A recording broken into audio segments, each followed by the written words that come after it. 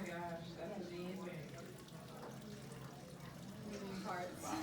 Amazing. Yeah. Wow. Thank That's you. really cool. Really amazing. Thank you. Thank you. All right, shall we jump into the presentation? Yeah. I'm gonna sit down here for the presentation.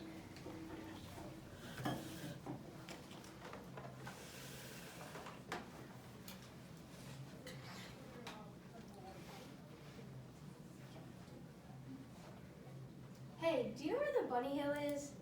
No, you seem very lost. Yeah, I think I am. Well, you're in Lavinstad, the city of Snowden and Groen, located on the east coast of Sweden with a population of 120,000. So cool. I was just skiing, totally shredding the slopes. Are you okay? Do you want me to go on EVTOL, aka Electric Vertical Takeoff Landing Vehicle? No, I'm okay, just a little chilly. I think EVTOLs are so cool though. I've always wanted to ride one.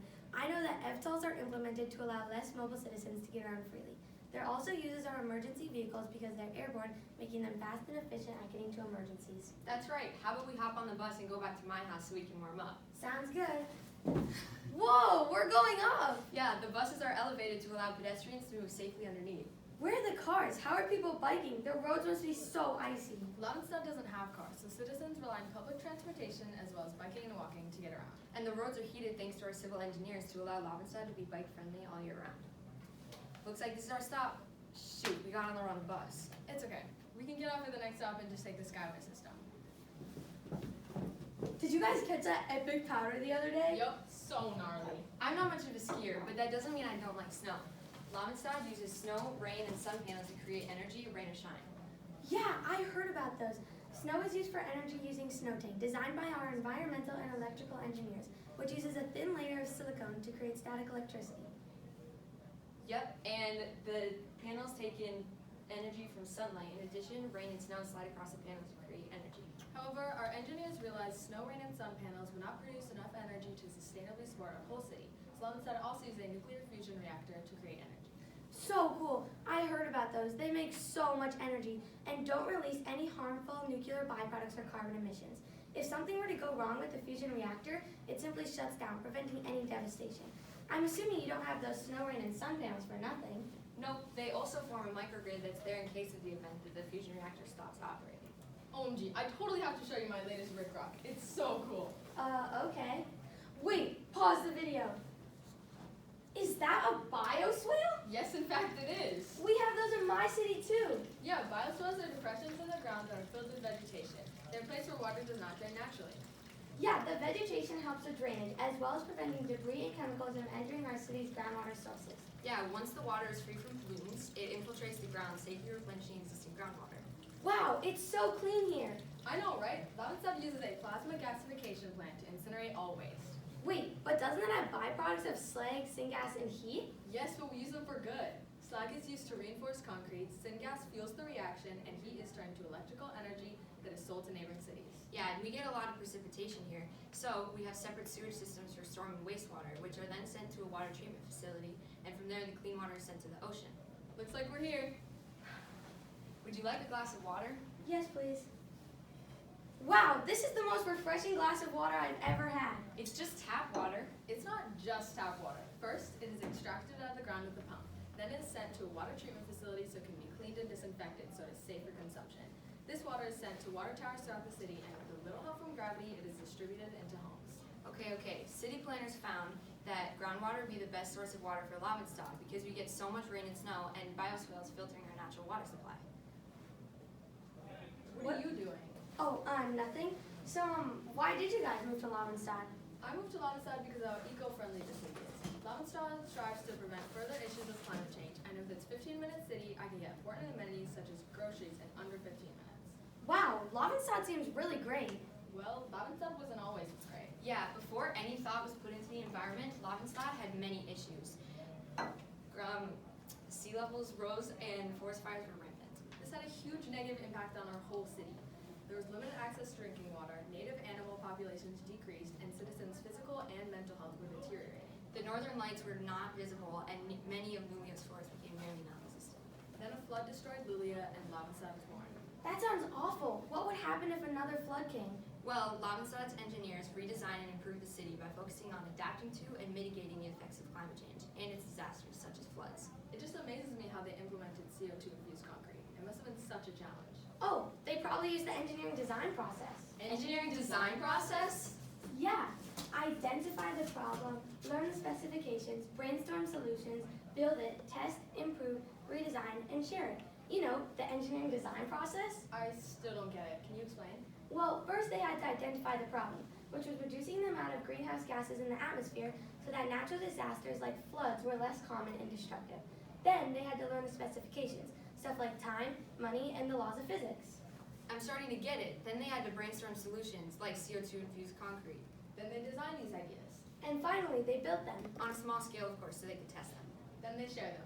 To people like engineers and city planners. They must have realized that they needed to find a way to take CO2 out of the atmosphere, so they came with the solution of carbon captures. I love carbon captures. These take in gases from the atmosphere and filter them out, leaving the CO2, which we then use to reinforce the concrete. Like I was saying, since not all CO2 can be used, instead of releasing it into the air, it is sent deep underground to the bedrock for safe storage. CO2 infused concrete is more expensive to produce, but because it's more durable, it requires less costly repairs. And now that these ideas have been implemented, citizens don't have to deal with as much annoying construction. Yeah, and it has also improved the economy because CO2 infused concrete can be sold to neighboring cities and countries as a revenue source, supplying jobs for citizens. Also, how did you know all that stuff about our city and engineering? Well, I'm an engineer from another city. Lavinstad's ideas just seemed so great we wanted intel on them so we could use them for our city.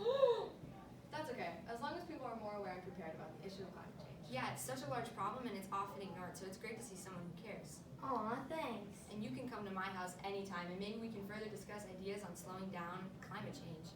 You know, since you seem to know a lot about the topic. I would love to.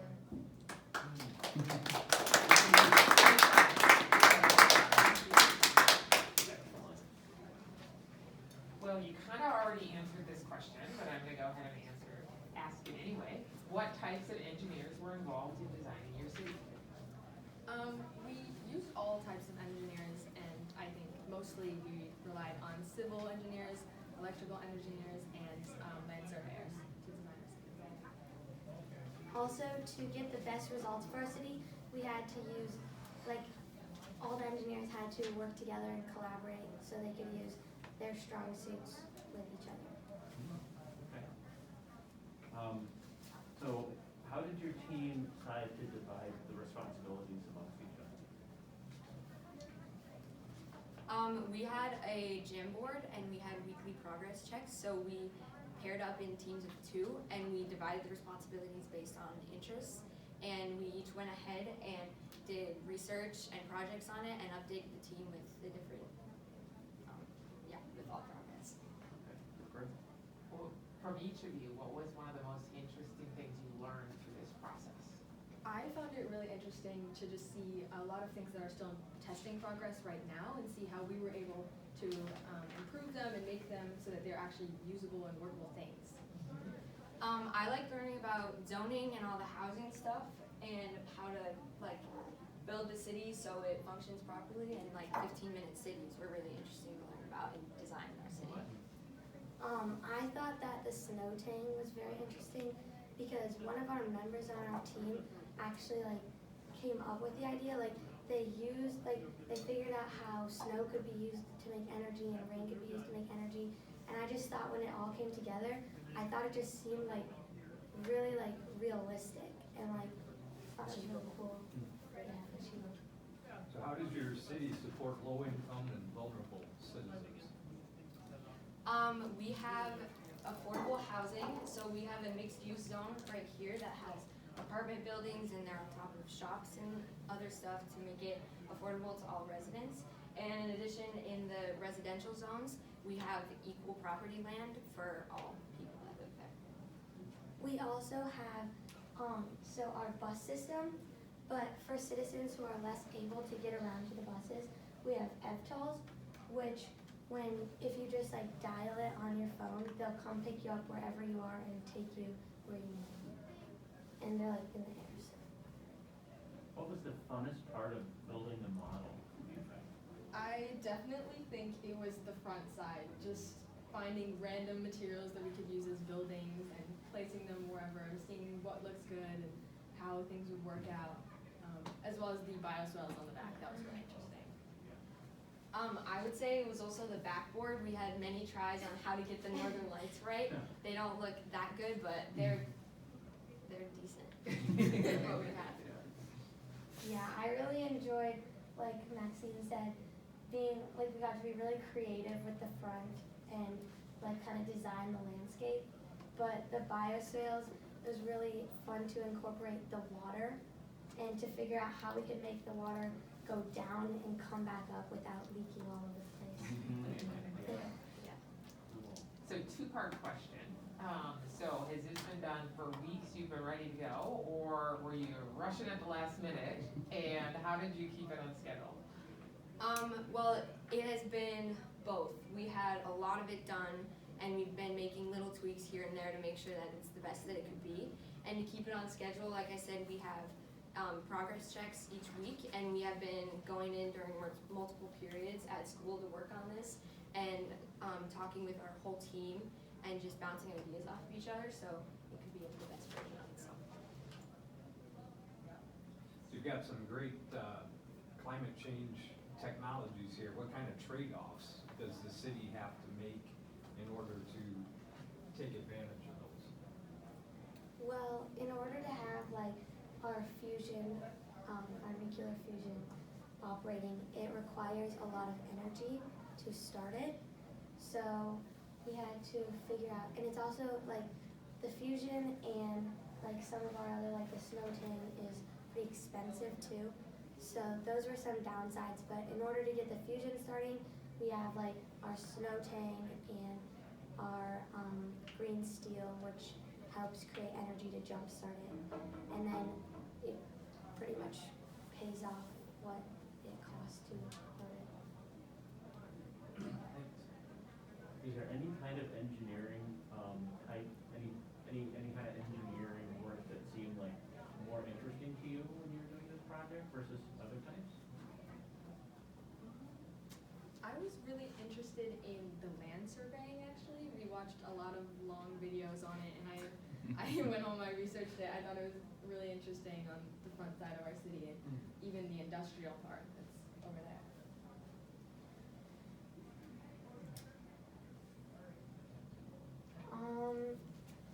I thought that I thought the zoning thing, like people who like determine the zones, I thought that was really interesting because I didn't realize until I started taking this class that like there's all this work into figuring out like the perfect grid system so that people could easily get around.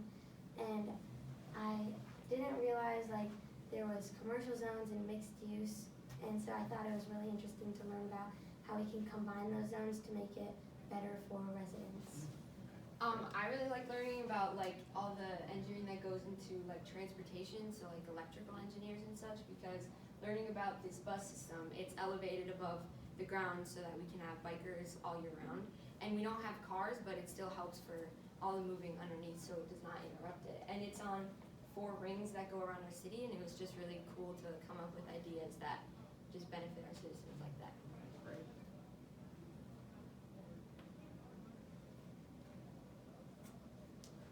No further Good. questions Yeah. here. Great job. Yeah. Really good job. Yes. Thank you. Thank you very Good much. luck. Yes, Thank you. fantastic. Really fun.